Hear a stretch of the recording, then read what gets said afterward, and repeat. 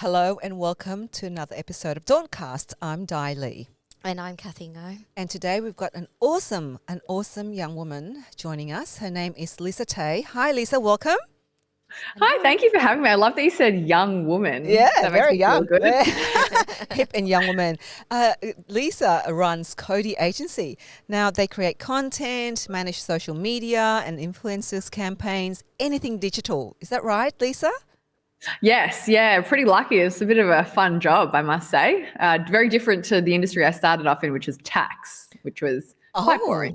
And you also do a lot of things in fashion, don't you? Fashion, beauty, and yes, all that yeah, glamorous fashion, stuff. beauty, lifestyle. We also work with businesses, especially for LinkedIn. I'm obsessed with LinkedIn, unhealthily obsessed, but it's an incredible platform. So I've recently, probably in the past year or so, really immersed myself on that platform, and it's been incredible for me. So I'm super excited to talk a little bit about that today. Yeah, I would love to hear more about that in a minute. But I believe you've got initially a very women-led team, but now I believe you've got a very diverse team at CODI Agency. Was that your intention, to go to have a very diverse team at CODI Agency? Absolutely. And, I came from an industry which is very corporate. So it's very male dominated. Like I worked at one of the big four accounting firms, and I remember looking up at the partners and just going, oh, there's like one or two female partners out of about 40. And for me, that was really, demoralizing, because you look up and you go, well, there's no one really to aspire to.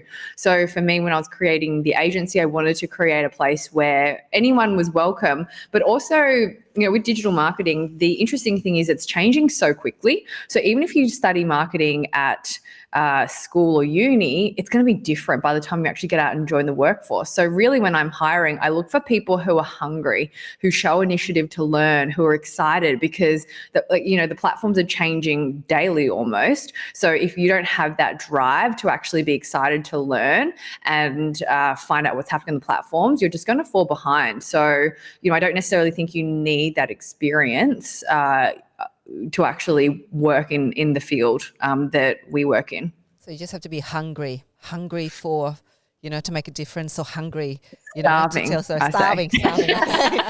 Almost like nothing, like, out there begging. But always curious to learn, right? Yeah. Curious to learn, because you're right. Instagram just introduced something. What was it called? Reels. Yeah, for reels.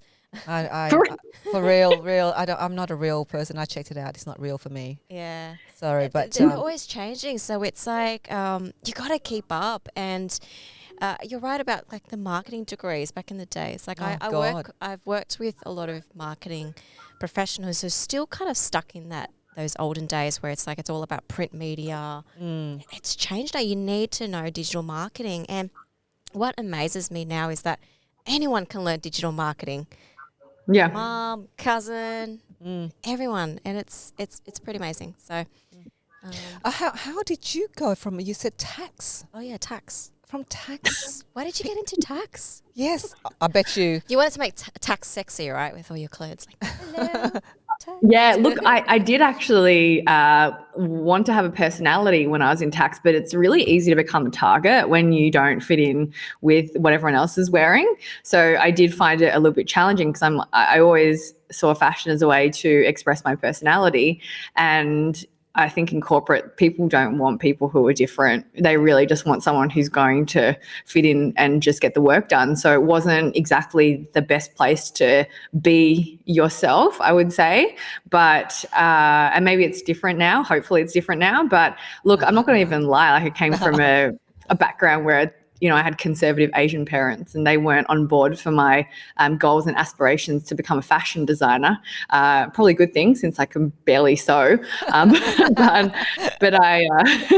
I started a fashion, beauty and lifestyle website in 2011, which is showing my age. And Honey, that actually... Don't worry about age. Honey, you don't know what age is. I'm I feel like I've aged about 10 years in Corona, but I think the benefit of Asian genes is no one can tell how old I am. So they all just assume I'm really young. I'm No, guys, I'm really old. Don't tell anyone. But that allowed me to transition into working at Witchery, which is their marketing team. And then I ended up starting the agency about 5 years ago. So managed to get that transition out. But, I have to say that having a career in corporate to begin with really taught me a lot about, the importance of branding, how to deal with different stakeholders, how to project manage things. So yeah, not that, look, I'll be honest with you, I'm not a very process-driven person after all that. I think I've rebelled after the years and years of like follow this process. Yeah. So my head of ops, Lana, is probably just like, yeah, absolutely agrees with that. I struggle to follow process. I'm doing my best, but yeah, it's interesting because you definitely learn a lot from working in corporate. So I don't regret that time at all. How did you? What was it that made you go out, leave the tax and very corporate world to set up CODI Agency? Good question. So I actually refuse to believe that you should spend your life just waiting to retire. Crunching the numbers. Yeah, but honestly, like people, and I moved to the tax office and people were counting down to retirement. So for me, it sounds cliche, but I'm very driven by the desire to be happy and actually enjoy what I do. So at the moment, doesn't feel like work, which is a dream. So I always felt like, there's got to be something more out there where I'm not just counting down to 5 o'clock every day. So I was lucky enough to find that. And I feel very fortunate that I found that, because it's not a guarantee. You're not always going to be able to find something that you love to do every day. So I do feel fortunate. And that's what gave me the courage to actually leave, a pretty safe corporate job and move into something a little bit different. But yeah, I really do feel like if you can follow your passion, like the money will generally come because you're willing to work so much harder. So yeah, so I think for me, that was that I guess passion for what I was doing really gave me that I guess the boost that I needed to get out.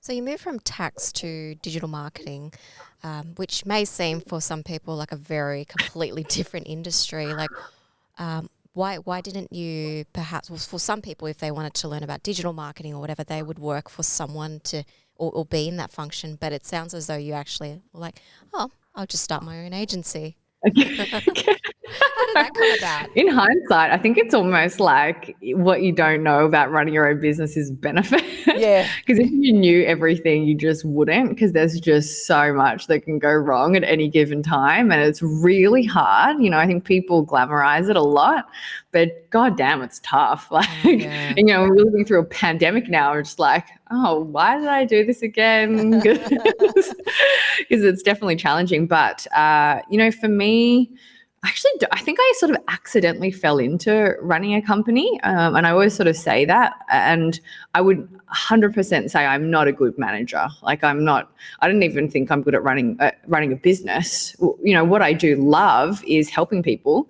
So I feel like that's, got me to where I am, just that desire to want to help people, like whether it's in the business, develop and learn, or whether it's people, our clients achieving their objectives.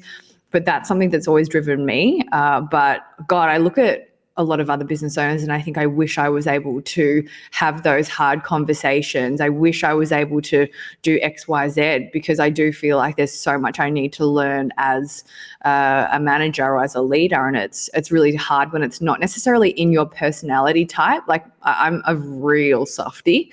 So when I've got to have hard conversations with people, I'm like, procrastinate on this as long as I possibly can. And the conversations are never that bad, but you just build it up in your head, and you just think, oh God, like it's going to be bad. They're going to get upset. They're going to get angry. And then you sort of just have it and you're like, okay, just move on.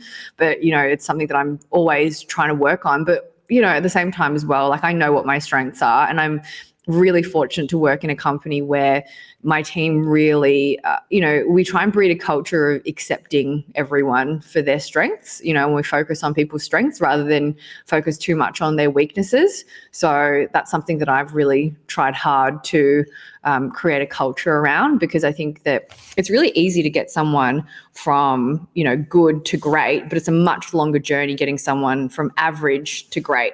So it's like, why would you spend so long in the hope that they might eventually get to great?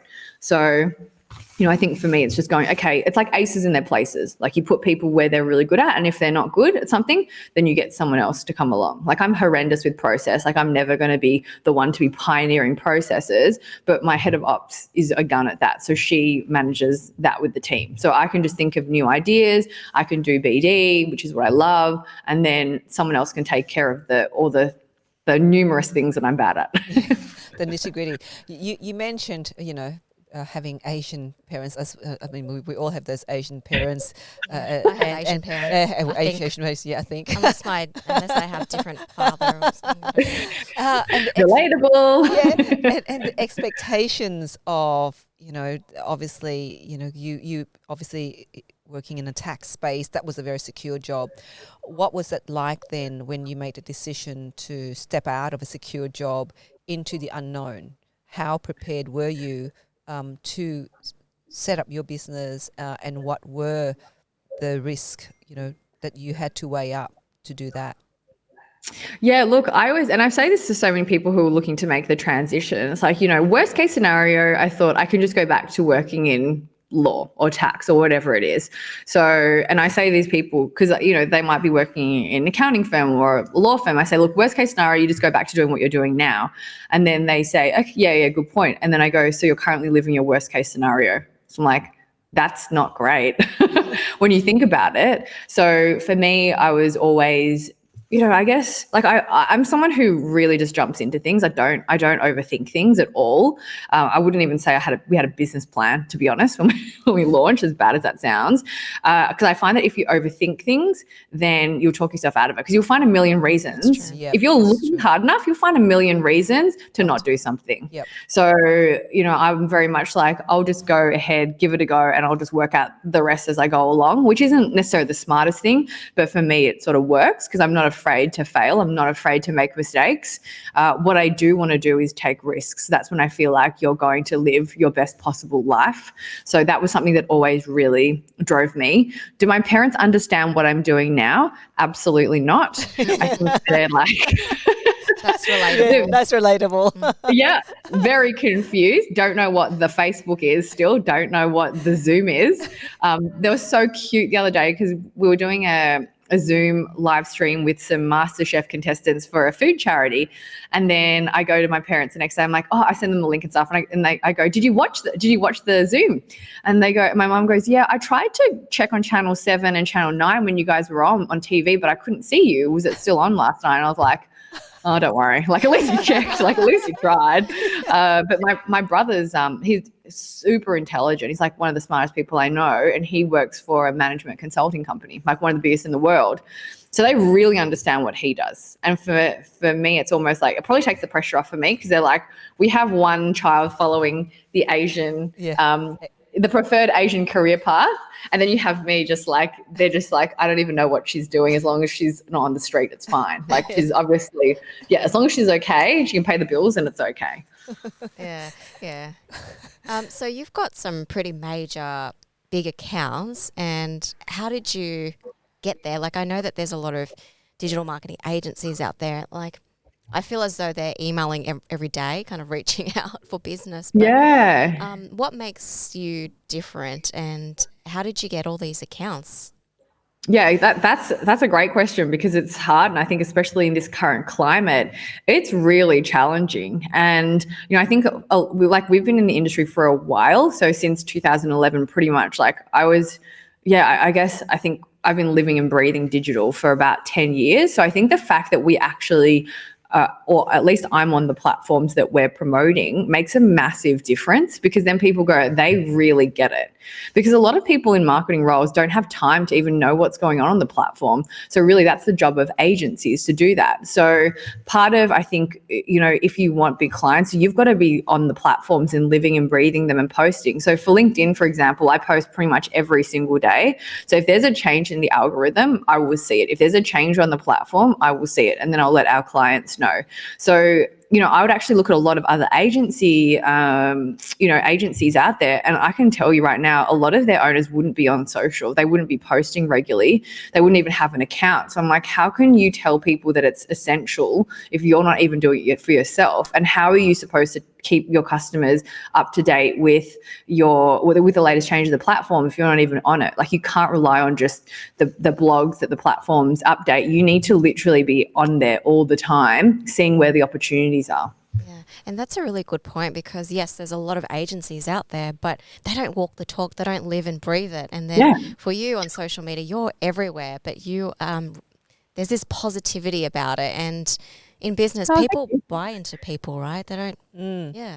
So you're 100% right, because we talk about B2C marketing and B2B marketing, but even B2B, you're still marketing to people at the end of the day. It's not just a faceless corporation that you're dealing with. It's actually still a person.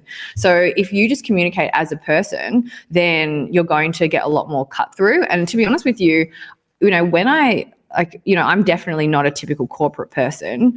Like, you've seen the way I dress on LinkedIn. Like, that would stand out like a sore thumb in most corporate environments. And when I was in corporate, I was very scared to show my personality, because I thought no one's going to take me seriously at all.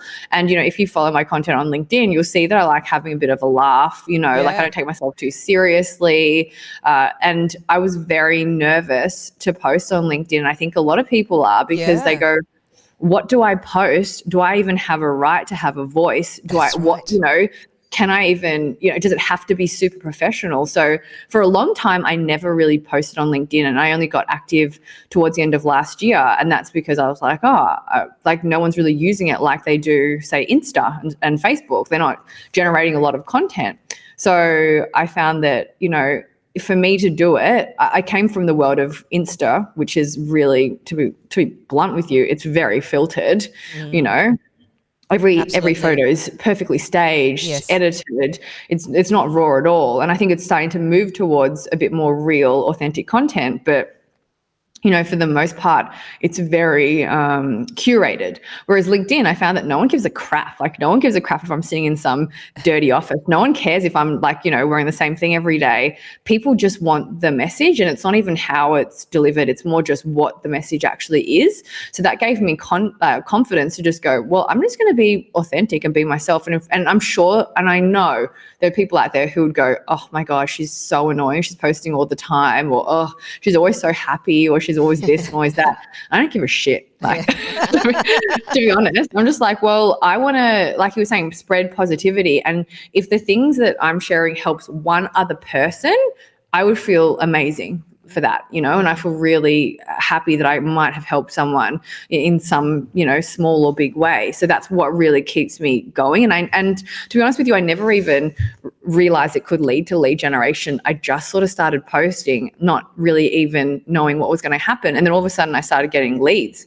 After probably about 3 months of just consistent posting. And I was like, oh, this is really interesting. So I just learned a whole lot about the platform just by being on it and going, okay, so this is the type of content that does well. This is the type of content that maybe doesn't do well. This is the mix of business content, like technical versus general content.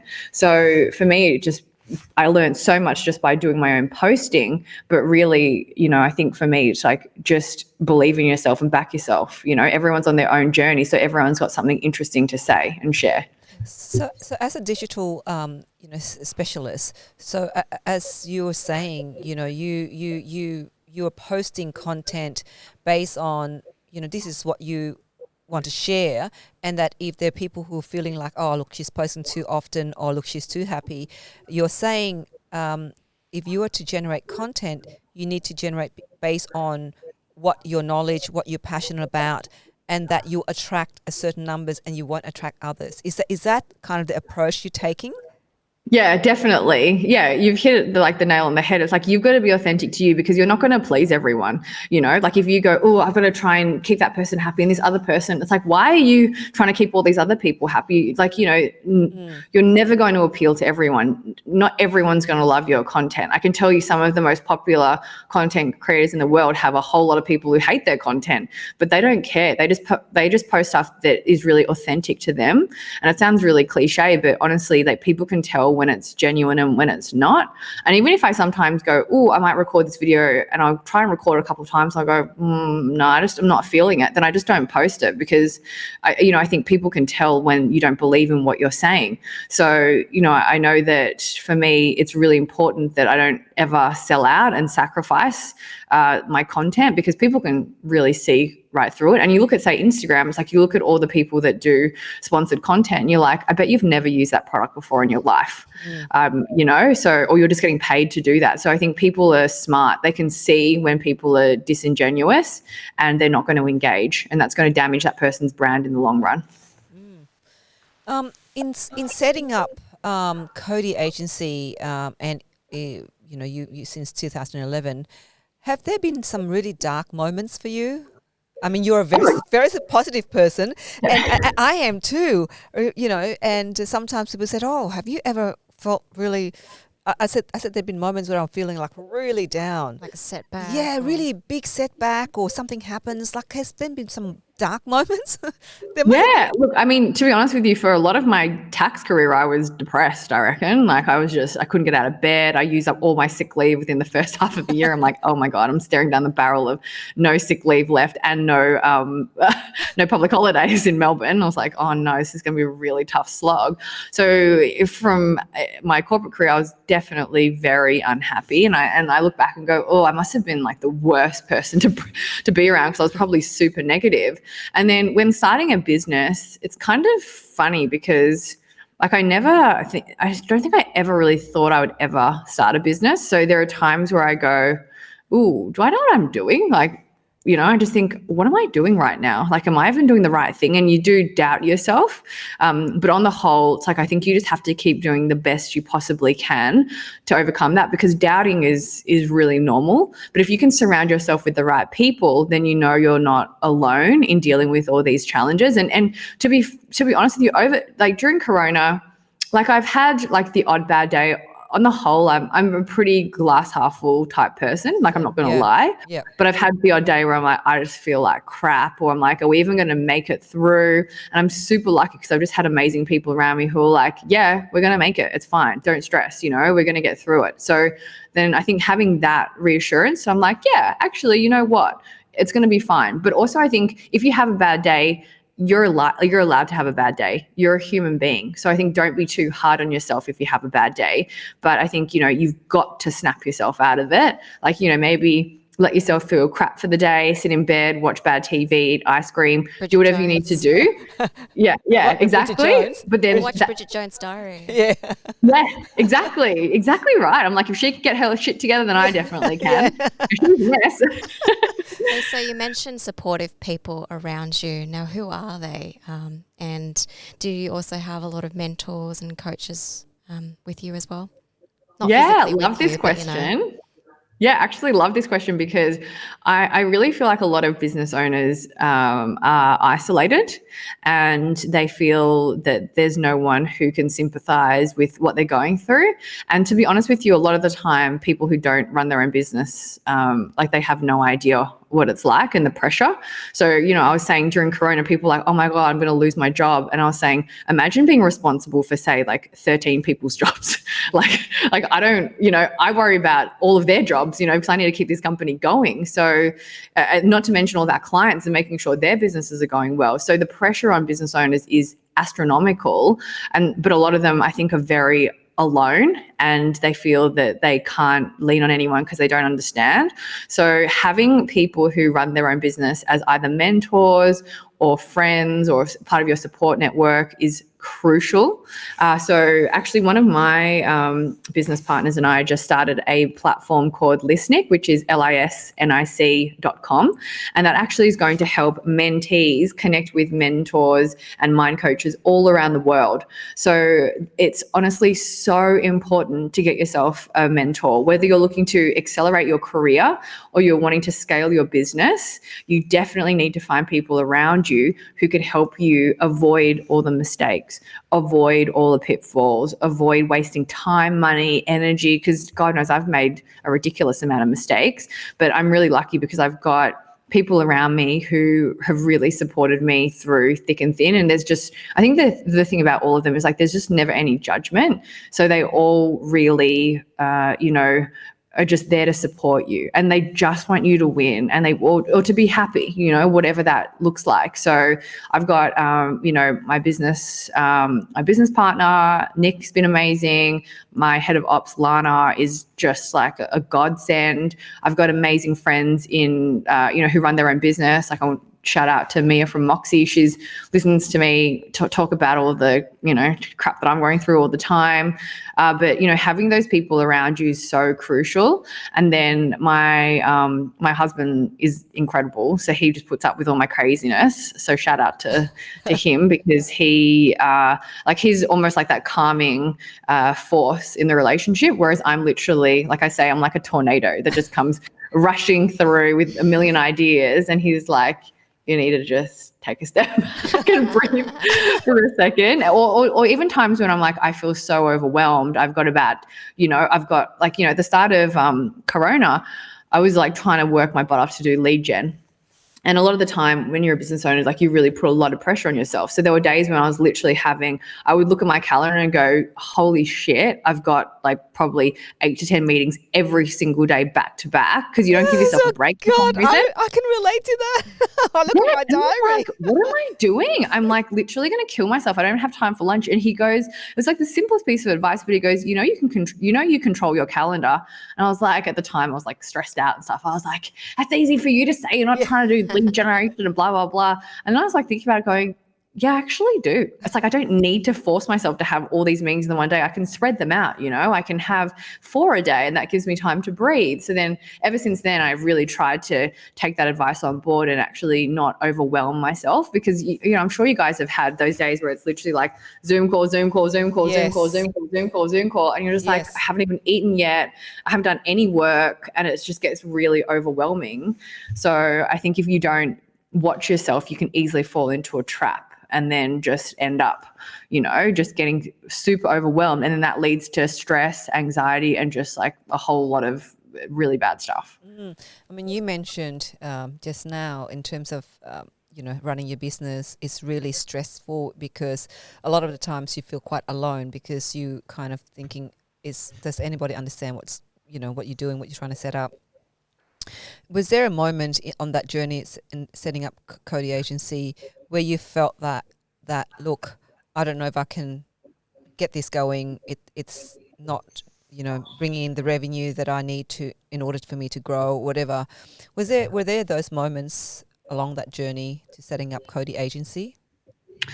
Yeah, it's kind of funny because I think, I feel like I'm exactly where I'm meant to be, doing exactly what I'm doing with who I'm meant to be doing it with.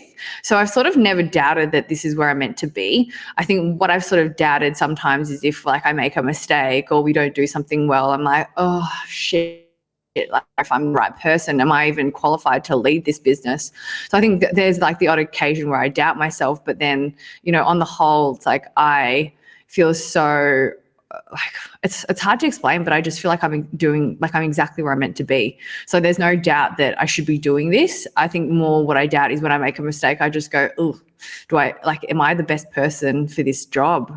But then I think back and just go, there's going to be no one more passionate about this than I am. So I just have to be smarter and learn from those mistakes. And, part of listening, what we're, one of our mantras is that, and there's this quote, I'm just going to say by Confucius, who knows who it's by, but Confucius probably gets a lot of quotes attributed to him. The poor guy's like rolling in his grave going, I never said that. Lao Tzu, there's another one, Lao Tzu.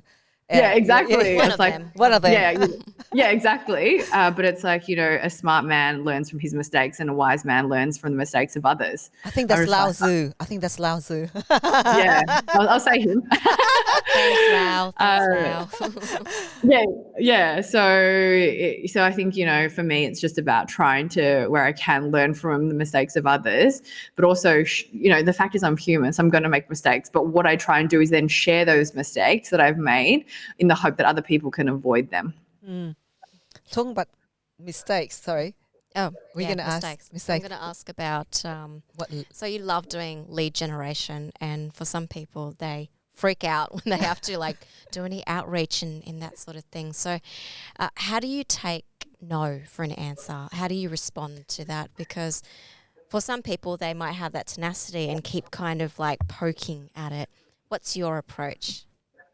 Yeah, firstly, I have zero shame, which I think definitely helps. If I get rejected, I do not take it personally. Whereas I think, some people go, oh, they said no, and they feel really bad about it. It's like, it's not personal. They probably don't even know you. They're just busy. Or if they don't reply, people take it really personally. So if you're going to do lead generation, you need to get ready for rejection, because you're going to get rejected a lot. Like that's just sales. Like, it's really honestly, you're going to get rejected a lot. So I think I learned pretty early on, don't take things personally. And also I always ask the question. So if I don't ask the question, then the answer's already no. But then at least if I'm sort of asking someone for something or for a meeting or to appear at a podcast, like, if I don't ask the question, the answer's already no, but at least I'm giving myself a chance to get a yes. Now, look, I faced a few no's. Actually, when I got investment into my business, my now business partner said no originally. And he said, oh no, like it's not the right opportunity for me. And then I was like, okay, no worries. Thank you so much for getting back to me. And then I said to him, like I was thinking about it and I was like, oh, like I was honest with him, and I said, and in my head I was like, as soon as we started talking, I had this feeling, and it sounds so crazy, but I had this feeling that we were meant to do something together. So after he said no and I'd said thank you, I thought, you know what? I've got no shame. I've got no ego. Like, he said no already. So I messaged him and I said, hey, do you mind if we have a quick chat tomorrow? Because I don't, I want you to rethink this. And he goes, yeah, let's have a chat tomorrow. That's fine. So he had a chat the next day and I was like, I think you're making a big mistake. And I'm like, who am I? I don't even know.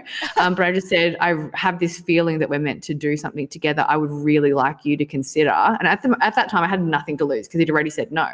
And he goes, okay, I'll make an offer. And I was like, cool. And then we started the whole process. But I've had a lot of people say no before, and I've really just focused on trying to understand why they've said no to things and then trying to see if I can overcome those no's. Because sometimes, if someone says no, sometimes it's purely not because of you. It might just be timing or, something like that. But if they say no, and it's like for a reason that I've not done my job properly to communicate the value, then I'll always go back and say, hey, I understand that maybe I didn't communicate that we can do X, Y, Z for you and achieve X, Y, Z. So I just wanted to put it back out there. If that's what you're worried about, then, I'd love to have a chat with you to, allay those concerns or allay those fears. So I think if you get a no, you have to understand why you've gotten that no. And then if you can combat it, then do your absolute best to do that. And, with sales, it's like firstly, it's like a numbers game. There's no doubt about that. But it's also like a don't give up game, because a lot of people make one outreach message and then someone doesn't reply and they just give up, But, I read this quote somewhere that I think the sale, like most sales are made on like the 12th or something or more interaction. It's like very rarely you're going to get one go and then you make a sale straight away. Like that can happen on the odd occasion, but most of the time you're going to need to build that relationship, show that you're an expert, build the trust, and then close the deal. You were so funny because we had another also an interview with Sam Zeng, who's the founder of Curious Thing, and exactly he talked about the same thing about when you get the no's, just focus on what the why of the no's rather than the no. Understanding, and so therefore, understanding that, so therefore you can either come back or improve it at the next sale or the next lead. And he did also mention that don't take it personally. Yeah. Because it's not personal, it's not you, even though it does feel kind of hurt sometimes because it is a rejection, but then know that, put yourself in their shoes. It's just like they've got a business to run. They've got, for whatever reason it is, it could not be the right time. So how do you build that resilience, I suppose, into the individuals, into people who are running their business and trying to get leads or going out there trying to sell product or services, and when they get that rejection of saying no, how can we actually build that resilience or that thick skin for them to accept the no without feeling so hurt?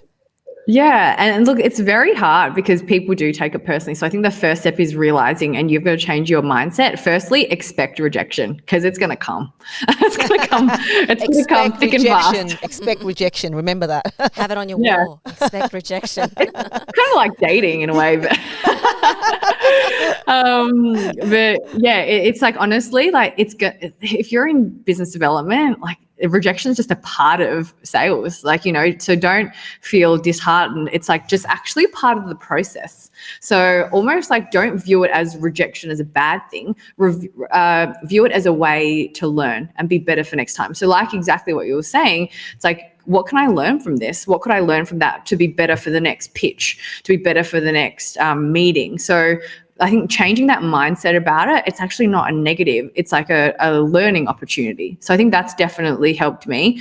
Making sure that you don't see it as something personal is huge because I think as humans, we're so narcissistic that we feel like everything's about us. And like a lot of the time it's actually not. Yeah. It's like, it's not about you. It's not nothing to do with you, what you said or what you look like necessarily. But, for whatever reason, they might have gone a different direction because of their budget or their objectives might have changed. So I think don't necessarily just go, oh, it's me, I think if you can just go, yeah, hey, it's not personal, it's just business, then that's good. But this is actually a little bit off topic it's kind of still on sales. I was having a whinge to someone today because we were talking about selling, and I just freaking hate it when people never get back to you. Oh, you put in all this time to put in proposal, make times for meetings, and it's like, just tell me I haven't got it. I don't care. I just need the closure. Yes, absolutely. Ghosting. It's the communication. Ghosting. Yeah, it's the communication, isn't it? It's just so frustrating when people you either email back and say, "Listen, I can't do it," or just say, "Yes, I got your email, but I'm not interested," or "Yes, I'll get back to you in about next week." But at least have that communication across. People just don't do it. I know, and it's like it's actually. I don't want to say it's rude, but it's like, honestly, just send me an email and say, I'm not interested. I don't care. I don't need a long-winded answer. I just need let's close this off. Yes. Yeah. So I think you got to be prepared for ghosting, unfortunately, because it's a real thing in sales. Just like dating. Yeah. Honestly, sales is very much like dating. Oh, gosh. You warm them up, you butter them up, and then they just disappear. Yeah. Build a relationship. Although, having said that, I've read a couple of books recently. One's called The Challenger Sale and one's called Gap Selling. Both amazing books about selling. But one thing they really, that really stood out to me was people don't want a friend. They want an expert. And, for me, building a relationship is really a key part of how I sell. But really, they don't give a crap. Like, ideally, it'd be great if they liked you as a person and happened to get along with you because they would have worked with you. But, yeah, people really just want you to be able to execute the work. They're not paying you to be their friend or, have a laugh with them. They need you to just be able to actually perform and achieve their objectives. So I think a lot of people that focus on relationship selling really apparently don't perform as well as people who focus on more of that.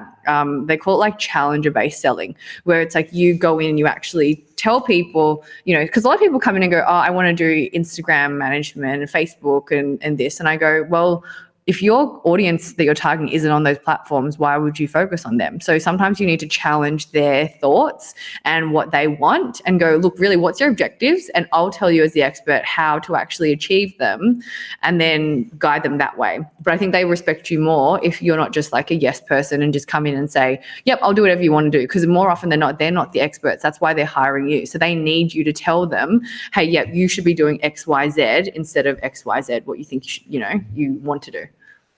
Oh, it's interesting because I thought that in terms of, marketing or whatever leads or whatever relationship, it's about relationship building first, and then executing. But are you saying that sometimes is better to just consider the person for their skills and expertise rather than having a relationship? Is that what you're suggesting?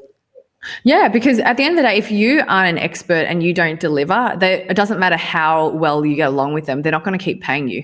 You might stay on and be friends with them or they might want to maintain a social relationship, but no one's going to continue paying you money just to be your friend. So if you're not delivering and if you're not actually showing that you're an expert in your field, then you're not going to keep getting that work, because they're like, well, what am I paying you for? Yeah, you're a nice person, but, at the end of the day, you're not getting me the results that I need to. So they'll end the retainer or not continue on with the project.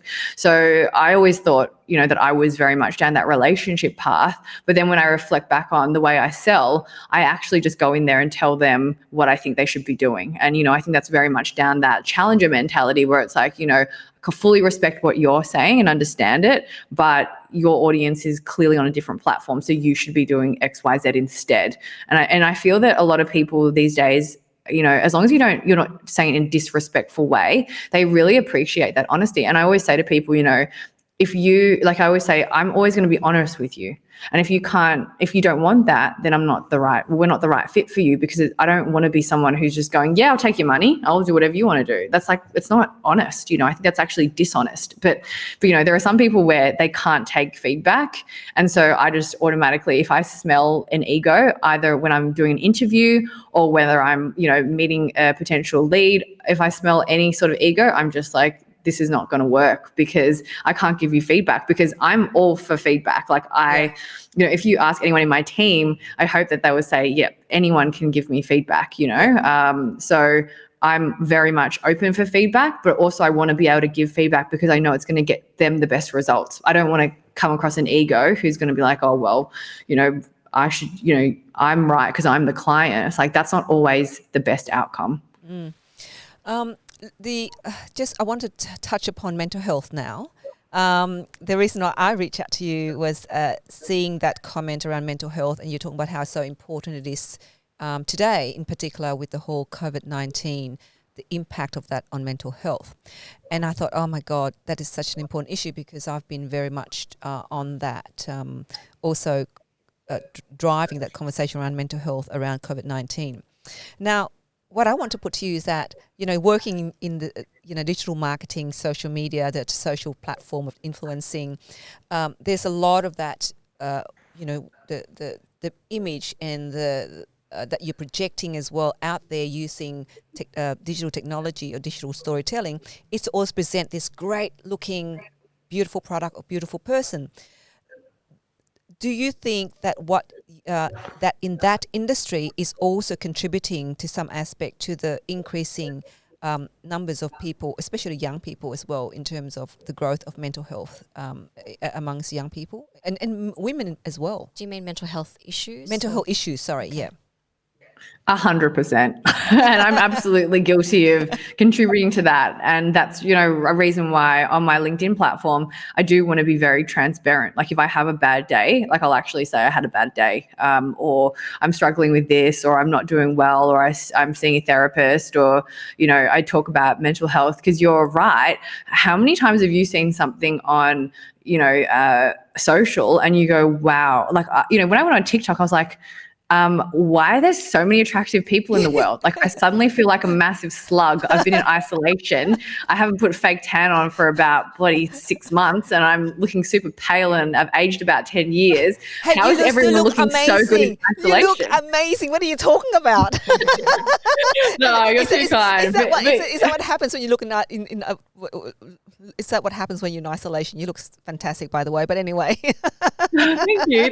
Look, I do try, because it makes me feel better if I put some makeup on. And I know it sounds superficial, but if I'm out of my PJs and I do my hair and I do my makeup, I feel good. Like I feel like, yep, I'm going to take on the day. Whereas if I'm in my PJs, God damn, I'm probably not going to do anything. Like I'll probably just stay in bed with the electric blanket on.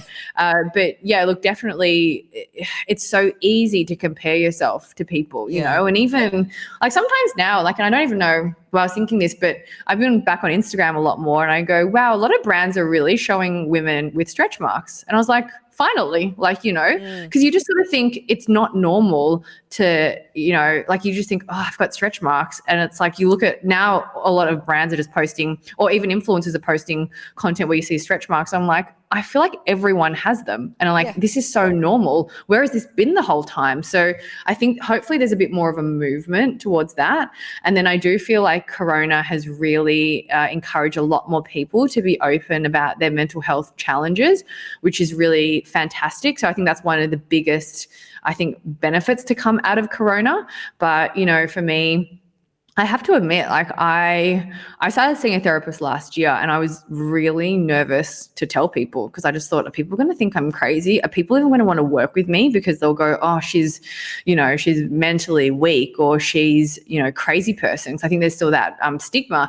And then I started telling people, and they would either go, oh, I see a therapist too. And I'm like, you see a therapist? And then I was like, how come you never said anything? And I think people are very nervous. Or then the other people, the other side of the coin, people would go, oh, I've been thinking of seeing one. What do you think? That's me. Yeah. I'm thinking, I'm going to see one.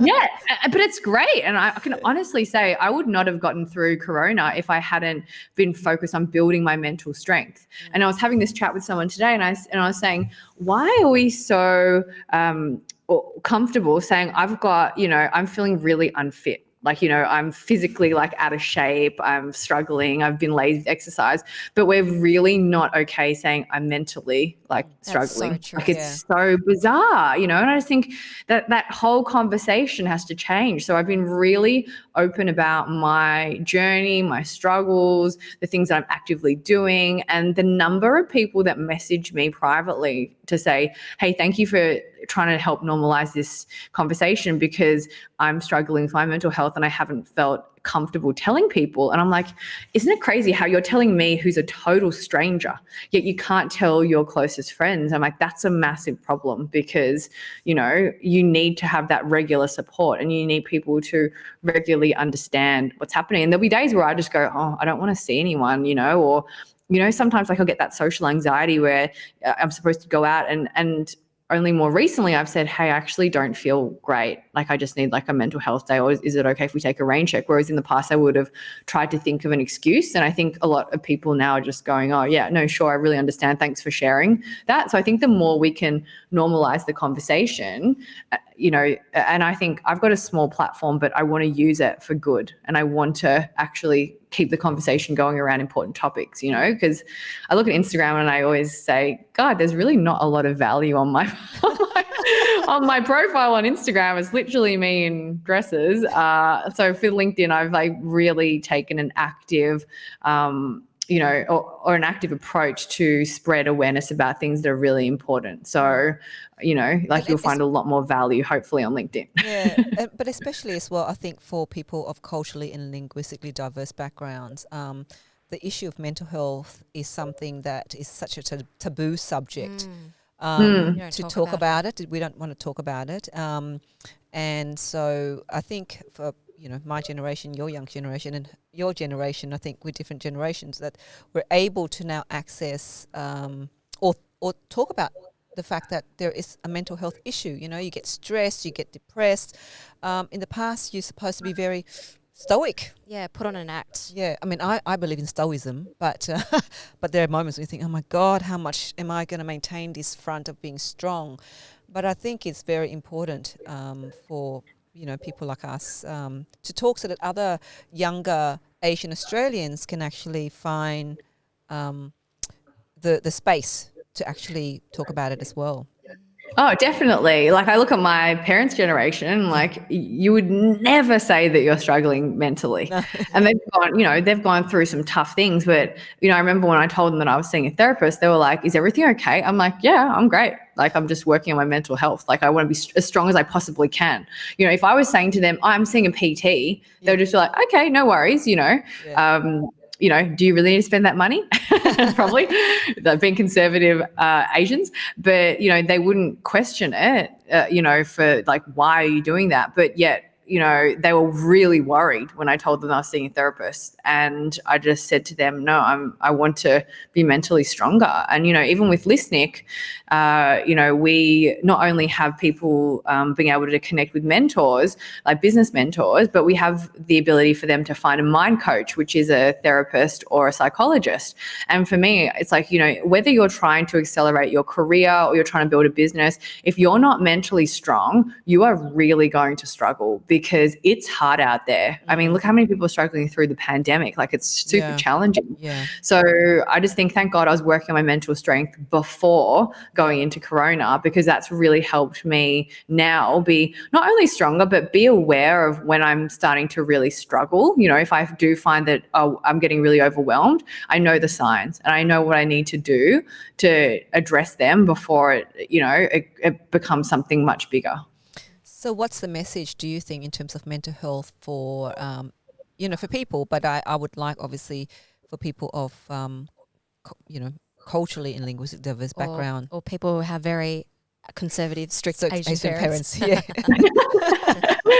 Yeah, I think a lot of the time you have to educate them because you have to make them. And look, I'll be honest with you, a lot of the time, like, you're not going to change them. They probably won't ever understand it because it just isn't part of the way they grew up. And for a long time, I tried to, I really was focused around that. And I almost wanted to try and change them. And my therapist is like, they are who they are. So just don't expect them to be anything different. If they happen to change, then that's a bonus. But I think explain your position, where you're coming from, and then if they can understand it and you can move closer towards a middle ground, then that's positive. But you have to do what's right for you, even if they don't agree with it. It's your life at the end of the day. So if you want to choose to invest your time into therapy, then 100% do it. And for me, it's been one of the best things I've ever done in my life, because I feel like now I can, and therapy is really just giving you the tools to face any challenges life throws at you. Like, it shows you how to deal with anxiety, depression, stress, being overworked, or, communication problems. Like, I can honestly say there is not a single person out there who wouldn't benefit from seeing someone to talk about stuff. And, I really feel like if it's something that people have thought about, then definitely don't feel like, if they want to not tell people, then that's totally fine. But if you thought about it, then definitely do it, because it will make the biggest difference in your life. Like, you'll just be able to tackle things so much better, and you'll be so much stronger for it, which means you'll be a lot happier. So Lisa, what's next for you? Oh, good question. I love keeping busy, so I don't like doing nothing, because I find that I just get into trouble. I need to be busy all the time. So for me at the moment, at CODI, we're growing, which is great. So, and I've said to people, like, I'm sick of just saying I'm surviving Corona. Like, I'm ready to thrive and take our business to the next level. So I'm ready for that. And then we're gearing up for the launch of Listnik, which is going to be, I think, hopefully in a couple of months. So we're building out the platform at the moment. And then what we're doing as part of that is we've got a podcast where we're interviewing authors from all around the world, talking about the types of, challenges that they've had, seeing how they're going through ISO, understanding a bit more about, the topic of expertise they're in. So we actually just interviewed the author of Rich Dad, Poor Dad, Robert Kiyosaki. Yeah. He was crazy. Loved him. Really? He was totally different to what I was expecting. I was like, this is going to be pretty boring.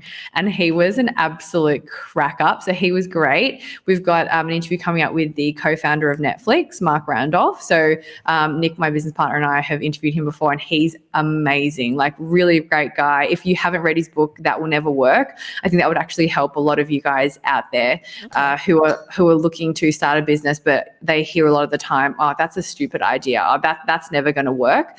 Like, because he heard that for Netflix, and it's like, it's now one of the biggest companies in the world. So, he really talks about the fact that, even though other people might not get your idea, no one's ever going to know if something's going to work unless you give it a go. So, just to have that belief to back yourself. Well, so I really like that. Well, our idea of setting up this for me is setting up an online. So Dawn is an online media, whereby I feel that the media industry here in Australia is not very representative. is really not diverse enough, not diverse perspectives, voices, and faces. So here I'm trying to set up this online media. People say, "Oh, it's not going to work." So thank you for sharing that, because I think that gives us some hope. Yeah, we can't be for everyone. No. So that's the thing. Like, I can tell you right now, I would love something like that, because even, you know, my husband isn't Asian, but like, you know, say when we're watching TV shows, I'm like, there's literally no Asian representation on any of these shows in America. Australia is a whole nother, like, you know, challenge. I go, seriously, like, why is there literally no Asian or no Indian or, you know, someone other than a white Australian? Like, you look around, like, we're supposed to be one of the most multicultural countries in the world, and the media is that's a whole nother story. But the media is so bad in Australia. It's so whitewashed, and it's like, it's got to stop, because you're actually doing yourself a disservice, because you'll have people like myself who go, oh, like, I look around at the media and I go, this is like, you know, a classic example, reality TV. It's I can't even think of a contestant that was Asian. Like, I can't even think of one. Well, MasterChef, apparently MasterChef, there were a lot of Asians, but other than MasterChef cooking, food, other than that, no. Home and Away. That's true. News. That's actually true. MasterChef did a good job for diversity, but if you look at all the other, like, they'll have maybe one token person of color, but it's like, come on, we need to be better than that right now. You know, so that's what we're trying to do, Lisa. That's what we're trying to do. Oh, man. But you're coming in at a great time. You know, like with the whole Black Lives Matter movement, people are like finally waking up. And to be honest with you, I thought Crazy Rich Asians would change things a little bit, but it still hasn't. No, you know, like I still look at TV and I just go, there's literally no Asian, and if an Asian's there, it's like the token nerd. I just think, oh, come on, guys, like, you know, like I mean, SBS has done a really good job, or Channel 31, because they really paved the way for that diversity. But I'm sorry, that's my dog. Right. She's in agreement. Jump in, please. Jump in. Get the dog to jump in. She's actually probably love to. I don't even know. Yeah, she's probably just like, can I come onto the video? She's way cuter than I am. But, you know, I think good on you guys for doing that, because there's a massive need for it, and people are just sick of it, you know, because what does that say for the next generation coming up? Like, you know, oh, I can't see myself in the media because there's no one who's the same ethnicity as me, so I can't have a career in that, you know? Exactly. Yeah. So that's what we're trying to shift. But it is a bit interesting to read that book by the co-founder of Netflix, because I'd like to understand how long it took him on that journey. Apparently it took more than 10 years, isn't it? Oh, really? How long? I think it was a while, but the thing is, like, you're lucky because now you know, when he was starting out, there was not a lot of technology. So all the stuff that we have now, like, things can go viral really quickly, or you can spread your word and the concept of your business very quickly. And you probably have access to a whole lot of talent that are just sitting at home because they're in isolation. So for you, it's actually probably a perfect time. You know, the whole landscape's totally changed. And the thing that I would say to you is that even if this idea doesn't work, then it might pivot and be something totally different to what you were thinking, or you might then go, okay, I've learned from that, I'm going to try something else. But, you know, I never regret starting something, because you learn so much. And I think don't be afraid to change direction if you feel like something's not working or you see another opportunity, because things morph and change all the time. And, you know, even when we were thinking about this mentoring platform, it originally started off as us wanting to do something else, and then it morphed into this, and who knows, it might change again by the time we launch. But, you know, I think people are scared to change, and like, change is honestly, it's inevitable. So you need to learn to adapt to it. And then that's when you're going to succeed quicker in life, because you're not pushing against change, you're rolling with it and you're going with it. Oh, what a great ending. I know. I just thought of Adele's song, Rolling in the Deep. Yeah, exactly. Seriously, you got to roll with it. Otherwise, if you just try and, you know, not accept change, then you're going to be stuck and you're not going to grow, you know? Yeah. So, I mean, I personally love it. Yeah. You know, I thrive on change. I know not everyone does. And I was actually talking to someone the other day, and we were saying, you know, they said, what's one thing you wish that they taught you in school? And one of the things that I said was how to deal with change. Yes. because I see a lot of people and they really struggle. Like when, the tiniest thing changes, they like completely fall to pieces because they have this perception that they're in control of everything. So as soon as something feels like it's out of control, then the whole world falls apart. But, my therapist was saying we're actually in control of nothing except for the way we choose to react to situations. Absolutely. So the quicker you can realize that, the quicker you realize, I'm actually not in control of anything. So I just have to keep going and rolling with stuff. Because otherwise, I think people, if they feel like they're in control of stuff, then the minute something goes wrong, they feel like they've totally lost all control and the whole world feels like it's going to fall apart. So yeah, the quicker you can teach yourself to adapt to change, then the more successful you'll be. Thank you. Wise words. Wise words. Thank you so much, Lisa. We are so grateful for your generosity of time and advice, and love the conversation. I think we can continue on I think it's gone over an hour now. What? Oh my God, sorry. I really talk a lot. Love it. Good. Like I didn't even realize the time as well. So Yeah, like, I just look at I don't want this to stop. I know we can go on. We can go on. But really, like I said, thank you so much from the bottom of our hearts. And we would hope to touch base with you down the track again to see how you progress with Linux. Send us the link to the new platform and we'll share that. We'll normally we release the conversation about a couple of weeks after. Because we've got others lining up. But thank you so much and would love to see how we can work together. And would love to, even pick your brain about business and about ideas and things like that. But so thank you.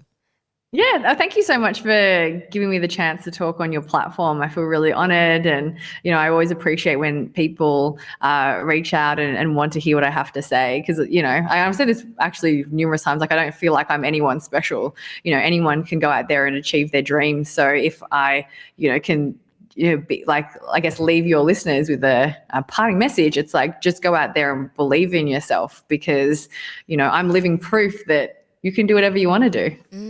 Be from a tax accountant to a digital media diva. I know. And the funny thing is, it's like, I just learned from being on the platform. Like I take training sessions on LinkedIn and I feel like, oh my God, how embarrassing. Like I don't feel like I'm qualified, but I'm just on it all the time. And it's quite funny to think that, at least in the area of digital marketing, you can really just be on it all the time and become an expert quite quickly. So yeah, look, anything's possible, guys.